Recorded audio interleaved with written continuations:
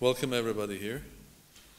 It's my great pleasure to greet you here in Armenia, at the President's Palace, because I know what you do, and I really value what you do, both as an institution and one of the famous ones in Germany and in Europe, but also in Armenia.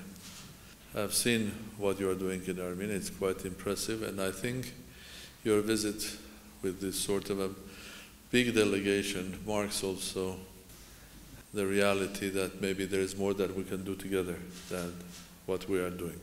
And I hope that's the case, and that you should be sure, absolutely, that you'll get the full support of the President and his administration to make this collaboration deeper and more stronger and more effective.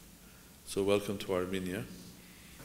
We are here now. It's a big delegation from DESI, so we are 15 people. Among us are members of the board of directors to be here for a couple of days to discuss with our friends and colleagues from Candle and from the Armenian National Laboratory, the state of the art, what we are doing these days. Is this on the right track? And also discussing what is the way forward in our discussion. And we actually do exactly what you have been saying, that we are seeing now how could we lift this cooperation on an even higher level, and there are many things we want to attack in the future. The summary of our discussions and this declaration, which was yesterday signed at the residency of Ambassador. We had a discussion and revealed the potential of our cooperation. The collaboration between two institutions began in mid-1960s and entered into new era in 1990s when we became a member of international collaboration at DESI. And today we continue this successful path of collaboration, but I also think that we have a potential to increase the scope of our cooperation, including data challenge, data analysis, developing new techniques in this field.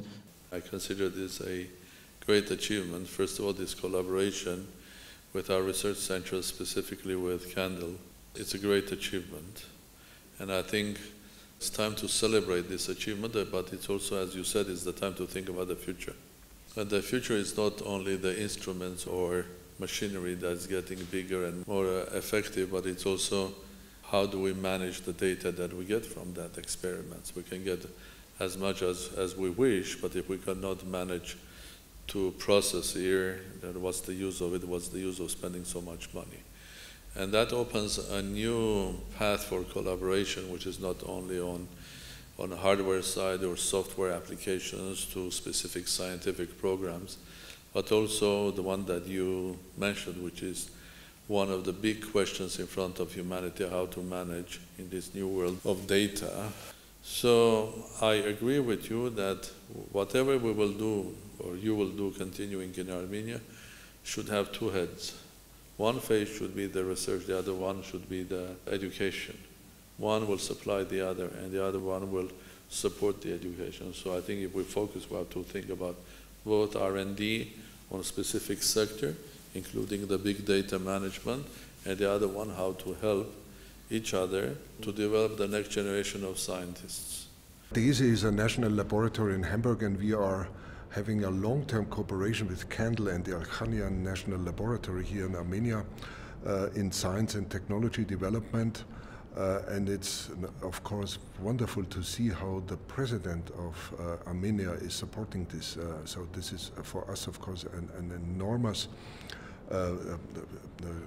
sign that the president is behind that the president supports science, knowledge as the future of a society, and I think that's very good to see. So we are, based on the wonderful support of the president, continuing now this cooperation on a new level, and we will have now exchange of young students between us, the exchange of science, also sharing technology and sharing common infrastructures in the future. But a very important point is actually that we are preparing the next generation of scientists for the new challenges of the coming years, and one of them is this digitalization, information technology, or how can we use machine learning, artificial intelligence, to devise new technologies and to devise a new way of interacting with matter and with large-scale infrastructures.